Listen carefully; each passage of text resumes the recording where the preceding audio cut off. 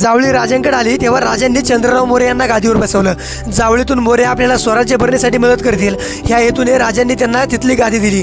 पण चंद्रराव यांनी गादी भेटल्यावर राजांना बाजूला केलं आणि आदिलशाहीशी जवळीक साधली. राजांकडे दुर्लक्ष केलं तरी ठीक होतं, पण त्यांनी नंतर स्वराज्यातच आक्रमण चालू केलं. गुंजन मावळात मोऱ्यांचा काही संबंध नव्हता तरी ते तिथे हक्क दाखवू लागले.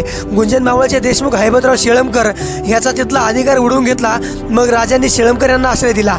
चंद्ररावच्या चुका वाढतच चालल्या होत्या. रामोजी वाडेकर हा चिखली गावचा पाटील ह्याला स्वराज्यात त्याने ठार मारले. 1649 ते 1655 पर्यंत मोऱ्यांनी स्वराज्यात धुमाकूळ घातला. जावळी जणू स्वराज्यासाठी दुखणं होऊन बसली होती. राजांनी मोऱ्यांना खूप वेळा समजावून सांगितलं, पण मोऱ्यांचा घमंड आकाशाला भिडला होता. राजांनी मोऱ्यांना पत्र पाठवलं की तुम्ही राजे नाही, राजे आम्ही आहोत, शांतपणाने चाकरी करा. पण मोऱ्यांनी राजांना उलट उत्तर दिलं की तुम्ही काल राजे झाला, तुम्ही आम्हाला बोलणारे कोण. मग नाईलाजाने राजांनी चंद्रराव मोऱ्यांचा वध केला.